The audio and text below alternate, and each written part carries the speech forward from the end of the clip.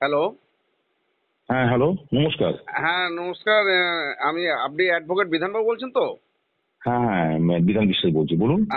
বলছিলাম যে আপনি তো আমাদের এসএসকে এমএসকে শিক্ষক শিক্ষিকাদের যে 60-65 মানে 60 থেকে 65 ফিরে দেওয়ার জন্য বিগত 2 বছর থেকে অনেক কেস করেছেন এবং আপনার হাত দিয়েই কয়েক হাজার শিক্ষক শিক্ষক শিক্ষিকা 65-তে ফিরে ফিরে গেছে। কিন্তু একদম, একদম, একদম। গত 29/8/2024 একটা অর্ডার বের হয়েছে শিক্ষা দপ্তর থেকে এবং তারপরে মিশন থেকে। সেখানে হুম, দেখা যাচ্ছে 2024-এর 1 এপ্রিল থেকে শিক্ষক শিক্ষিকাদের ইপিএফ দেওয়ার, যারা 60 অপশন শিক্ষক আছেন তাদের ইপিএফ দেওয়ার কথা ঘোষণা করেছে। তা এই হুম। মুহূর্তে যদি যারা এখনো পর্যন্ত 65-তে ফিরে যায়নি, তারা যদি ফিরে যেতে চায় বা আপনার সঙ্গে যোগাযোগ করে আপনার মাধ্যমে, কেসের মাধ্যমে যদি তারা 65 ফিরতে চায়, যাদের বয়স হয়তো 55-56 হয়ে গেছে, তাদের ওই হুম, 2024 থেকে ইপিএফ নিতে খুব লাভবান হবে না? সেক্ষেত্রে হুম। কি তাদেরকে ফিরে দেওয়া সম্ভব হবে? তো এই ব্যাপারে আপনার সঙ্গে আপনি একটু যদি বলেন কাইন্ডলি। দেখুন, এই এই বিষয়ে বলার আগে আমার প্রথমে একটু ইতিহাসটা বলা উচিত। হ্যাঁ, হ্যাঁ, কারণ এই বলুন ষাট না। পঁয়ষট্টিটা এখন একটা ভীষণ একটা জটিল প্রক্রিয়া হয়ে দাঁড়িয়েছে। 2022 সালে ঝাড়গ্রামের একজন শিক্ষক, তার নাম স্বপন কুমার সাহু, তিনি ফেব্রুয়ারি 2022-এ আমার কাছে একটা মামলা করার জন্য এসেছিলেন। হ্যাঁ। সেই মামলা আমি 2023 সালে আমাদের মহামান্য রিটায়ার্ড জাস্টিস অভিজিৎ গঙ্গোপাধ্যায় করে আমি মামলাটা করেছিলাম। আচ্ছা। সেখানে আমরা কলকাতা হাইকোর্টে যেটা বলেছিলাম যে 2020 সালের থেকে রাজ্য সরকার আমাদের জানিয়েছিল যে প্যারা টিচারের সুবিধা দেবে, হ্যাঁ, কিন্তু ঠিক। 2022 সাল হয়ে যাওয়ার পরেও আমাদের সেই কোনো প্যারা টিচারের সুবিধা রাজ্য সরকার দেয়নি। ঠিক। তাহলে স্বপন কুমার সাহু যিনি মামলা করেছেন, যার 23-এর মার্চ মাসে রিটায়ারমেন্ট ছিল, পরের মাসে, তাই তিনি কি তাহলে 65 ফিরে পাবেন না? কারণ তিনি যে প্যারা টিচারের যে সুবিধাটা পাবেন বা নেবেন বলেছিলেন, সেটা তো এমনি এমনি পাচ্ছেন না। সেটা 5 বছর চাকরি ছেড়ে দিয়েছেন, তার বিনিময়ে সেটা পাচ্ছেন। সেটা আমরা কলকাতা হাইকোর্টে জানালাম। তখন রাজ্য সরকার আমাদের জানালো যে যেহেতু ক্যাবিনেটে এই বিষয়ে কোনো সিদ্ধান্ত হয়নি যে প্যারাটিজের সিদ্ধান্ত দেওয়া হবে, প্যারাটিজের সুবিধা দেওয়া হবে কিনা, দিলে কবে থেকে দেওয়া হবে, তো সেই কারণে যেহেতু কোনো ক্যাবিনেটের সিদ্ধান্ত হয়নি, তাই মহামান্য কলকাতা আদালত, কলকাতা হাইকোর্ট স্বপন কুমার সাউকে 65 করে দিয়েছিল। তার আচ্ছা। পরবর্তীকালে আমি আবার কিছু ক্যান্ডিডেটদের মামলা করলাম, কিছু এসএসকে ক্যান্ডিডেট, কিছু এমএসকে ক্যান্ডিডেট। হুম, হুম, সেখানে হাইকোর্ট সিদ্ধান্ত নিল যে রাজ্য সরকার তো বলেনি যে আমি ইপিএফ দেবো না, প্যারাটিচারের সুবিধা দেবো না। হুম, তাই হুম। কলকাতা হাইকোর্ট সিদ্ধান্ত নিল যে 1 বছরের মধ্যে যাতে রিটায়ারমেন্ট, শুধু আচ্ছা। কলকাতা হাইকোর্ট শুধুমাত্র তাদেরকেই 65 করে দেবে। তারপর সেই মামলা চলে গেল জাস্টিস রাজশেখর মান্থার ঘরে। সেখানে জাস্টিস রাজশেখর মান্থা এই সিদ্ধান্ত নিলেন যে না, ওটা 1 বছর না, 6 মাসের মধ্যে যাদের রিটায়ারমেন্ট তারা 65 পাবে। দেখুন, আচ্ছা। বিষয়টা কি, এখানে বিষয়টা হচ্ছে ইপিএফ পাচ্ছে না, প্যারা টিচারের সুবিধা পাচ্ছে না, তাই কলকাতা হাইকোর্ট 65 করে দিচ্ছে। ঠিক। আলটিমেটলি 2023 সালে গিয়ে আমরা একটা মামলা করলাম জানুয়ারি মাসে। সেই মামলা আমাদের উঠলো জাস্টিস রবীন্দ্রনাথ সামন্তের ঘরে। আচ্ছা।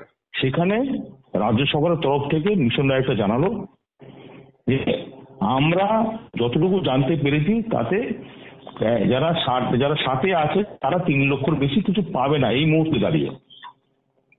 কারণ ইপিএফ কবে হবে সেই তার নিশ্চয়তা কিন্তু, তার গ্যারান্টি কিন্তু রাজ্য সরকার দিতে পারলো না। তখন হাইকোর্ট সিদ্ধান্ত নিল ঠিক আছে, তাহলে 6 মাস 1 বছর না, ওই 6 মাস 1 বছরের ব্যাপারটা উঠে গেল। আচ্ছা। যারাই হাইকোর্টে মামলা করবে তারাই 65 পাবে। কেন? যেহেতু রাজ্য সরকার কোনো নিশ্চয়তা দিতে পারেনি আমি ইপিএফ কবে থেকে দেবো।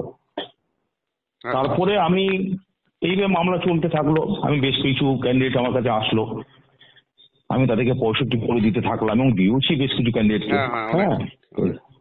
কিন্তু আলটিমেটলি আমি এই অগস্ট মাসে আমি দুটো এসএসকে মামলা করেছিলাম। আচ্ছা। তাদের হিয়ারিং এর ডেট ছিল 30 তারিখে। 30 তারিখে যখন আমি হিয়ারিং করতে গেলাম, তখন মিশন ডাইরেক্টরের তরফ থেকে জানানো হলো যে 29 তারিখে অর্ডার বেরিয়েছে রাজ্য সরকারের তরফ থেকে, যেখানে জানানো হলো যে যারা 60 অপশনকারী টিচার তারা 2024-এর এপ্রিল মাস থেকে তারা ইপিএফ এর ইপিএফ সুবিধা। এর সুবিধা পাবে। ঠিক। তখন হাইকোর্টকে মিশন ডাইরেক্টরের তরফ থেকে জানানো হলো যে আর যেন কাউকে 60 থেকে 65 না করা হয়। আচ্ছা। কারণ প্যারাটিচারের সুবিধা তো পুরো দিয়ে দিয়েছে, ওদিকে 3 লক্ষ টাকার আগে 5 লক্ষ করে দিয়েছে, আর এই ইপিএফ চালু করে দিল। হুম, তাহলে 60 কিন্তু বন্ধ হয়ে গেল। হুম। তাহলে এখন যেটা দাঁড়াচ্ছে, তাহলে কি আর কোনো টিচার কি 65 ফিরে পাবে না? তো আমরা সেই কারণে একটা সিদ্ধান্ত নিয়েছি এবং খুব শীঘ্রই একটা মামলা আমরা করতে চলেছি কলকাতা হাইকোর্টে। দিয়ে যে 24 সাল থেকে যে দিল এপ্রিল মাস থেকে, এটা সরকারকে দেওয়া উচিত ছিল কবে? 20 সাল থেকে। 20 সাল থেকে একদম। আমরা যতটা কাগজপত্র যতটা আমরা বিবেচনা করে দেখেছি, যতটা পড়াশোনা করে আমরা দেখেছি, 20 সালে দেওয়ার কথা ছিল। হুম। কিন্তু এই 20 সালে না দিয়ে 24 সালে দিল, তাতে তো অনেক টিচারের ক্ষতি হচ্ছে। প্রচুর অবশ্যই। টিচার আছে যারা মনে করছে যে না, আমাকে যদি তখন বলা হতো যে আমি 24 সালে দেবো, তাহলে তাহলে সে তখন ছাড় তো নিত না। 65 সাথে আসতো না। একদম। তো সেইটাই হচ্ছে আমাদের মূল বিষয়। আমরা কলকাতা হাইকোর্টকে আমরা জানাবো ইপিএফ এর ব্যাপারটা, আমরা পুরো ব্যাপারটা কলকাতা বিষয় হাইকোর্টের নজরে নিয়ে আসবো যে 20 থেকে না দিয়ে 24 থেকে দাঁড় করানো আমাদের কি ক্ষতি হচ্ছে, কার ক্ষতি হচ্ছে, কতটা ক্ষতি হচ্ছে, ঠিক। সেইটা জানিয়ে আমরা কলকাতায় একটা মামলা করব। আমরা দীর্ঘ আশাবাদী যে এটা তো আমরা সবাই জানি, এটা তো নতুন বিষয় না যে আমরা 20 সাল থেকে সবাই পাবো ঠিক। প্যারাডিজের সুবিধা, এবং সেই সেই সেটা 20 সাল আমাদের থেকে 24 সালে পাওয়ার দেওয়া হলো। 20 সাল থেকে প্যারাটাইজারের সুবিধা পাবো এবং ইপিএফ এর সুবিধা পাবো সেই হিসাব করেই তারা বয়সটা ক্যালকুলেশন সবাই করে এসেছিল। ছাড় নিয়েছে। একদম। তারা এখন তো ক্ষতিগ্রস্ত এটা তো, হচ্ছে। তা আমার কাছে অনেকেই এই প্রশ্নটা করছে যে স্যার আমরা তো ইপিএফ এর জন্য বিভিন্ন জেলাতে ফর্ম ফিল আপ করা চলছে, হুম হুম হুম তো আমরা যদি কোর্ট কেস করি ইপিএফ না নিয়ে, হুম। যদি মামলা জিততে না পারি, তাহলে স্যার আমার 60, আমার ইপিএফ গেল, আমার 65 গেল। দেখুন এইভাবে তো নিশ্চয়তা ভাবে কোনো কিছু বলা যায় না। প্রত্যেকটা মামলা কিন্তু অনিশ্চয়তায় ভরা। সেটা নির্ভর করে যে কোন উকিল মামলা করছে আর কোন জজ সাহেব মামলা শুনছে। এই সবকিছু যদি ফেভারেবল হয়, তো আমি তো বলে দিলাম এই মামলা তো একদম সবাই জানে যে 20 সাল থেকে পাওয়ার কথা 24 সালে দেবো, সেটা জজকে আমরা সেটা বলবো, সে কথা আমরা জজকে মোহাম্মদ আদালতকে আমরা সেটা জানাবো। আশা করি তিনিও আমাদের কথা শুনে তিনিও ব্যাপারটা বুঝতে পারবেন আমাদের এই টিচারদের সাথে কতটা ক্ষতি হয়েছে, কতটা প্রতারণা হয়েছে। ঠিক। তো সেই জন্য আমি এটা বলতে পারি যে যারা এই মুহূর্তে দাঁড়িয়ে মনে করছে যে আমরা ইপিএফ নেব না, 65 নেব করবো, তাদের যথাশীঘ্র সম্ভব কলকাতা হাইকোর্টে মামলা করতে হবে। একদম। এটা হচ্ছে প্রথম কথা। আর দ্বিতীয় কথা, যতটা আমরা দেখেছি যে এরকম ইপিএফ নেব না এটা তো বলার জায়গা থাকে না।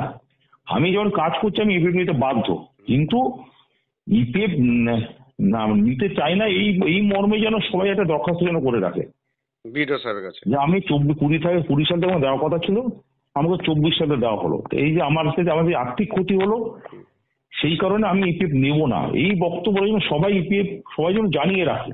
ঠিক ঠিক ঠিক। কারণ এটা যদি না জানিয়ে কেউ ইপিএফ নিয়ে ফেলে, কেউ যদি ইপিএফ এর ফর্ম ফিল আপ করে ফেলে, তার পরিণাম ভবিষ্যতে কি হবে সেটা কারোর পক্ষেই বলা সম্ভব না। একদম একদম। তো সেই জন্য যারা ইপিএফ ফর্ম ফিল আপ করছে তারাও চিঠি করবে। আচ্ছা। আর যারা ইপিএফ ফর্ম ফিল আপ করছে না, যারা মনে করছে আমি ইপিএফ নেবই না, তারাও চিঠি করবে। একদম একদম। চিঠির জন্য সবাই জানিয়ে রাখে যে আমি আপত্তি জানিয়েছি। তাহলে আপত্তি জানাটা খুব দরকার। তাহলে মোটের উপরে এটুকু বলা যেতে পারে যে যারা এখনো পর্যন্ত 65-তে যেতে চায় তারা 90%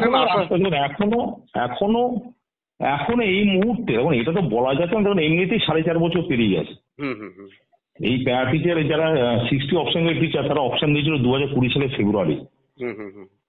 শিক্ষা দপ্তর এসে স্কুলগুলো এপ্রিল 2020, যেদিন থেকে হিসাব করি না কেন অলরেডি 4.5 বছর পেরিয়ে গেছে। এরপরে কিন্তু টিচারদের কিন্তু এই প্রশ্নের সম্মুখীন হতে হবে যে এত বছর তোমার দেরি কেন করলে। ঠিক। এবং ইপিএফ চালু হওয়ার পরেও যারা বসে আছে চুপচাপ, তখন তারা কিন্তু আরো ঝামেলা এটা পড়ে যাবে। ইপিএফ চালু হওয়ার পরেও তুমি কি বাড়িতে বসে ঘুমাচ্ছিলে? ঠিক। তার মানে তুমি সব হিসাব নিকাশ করিয়ে এসছো। ঠিক।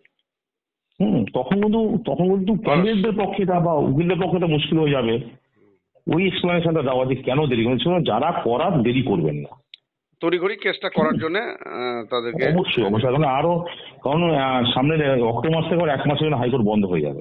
ঠিক ঠিক। ঠিক আছে স্যার, অসংখ্য ধন্যবাদ আপনাকে। এই জন্য আমি একটা কথা বলতে চাই মুর্শেদ সাহেব, যে দেখুন ইপিএফ চালু হয়ে যাওয়া মানে কখনোই এটা বোঝায় না যে আমি জীবনে আর 65 ফিরে পাবো না। ঠিক ঠিক ঠিক। সেই কেন আমার সাথে কি প্রতারণা হলো, আমার কতটা ক্ষতি হলো, সেটা তো কোর্টের কাছে আমাদের প্লেস করতে হবে, কোর্টের কাছে তাকে জানাতে হবে, কোর্টের কাছে আর্জি করতে হবে যে আমি এই প্রতারণা যদি আমি যদি বুঝতে পারতাম যে এই প্রতারণা আমার সাথে হবে, আমি তাহলে সাথে যেতাম না। ঠিক ঠিক। তো সেইটা যদি আমরা তো সবাই জানি সন্তান না কাঁদলে মা কখনোই তাকে দুধ দেয় না। ঠিক।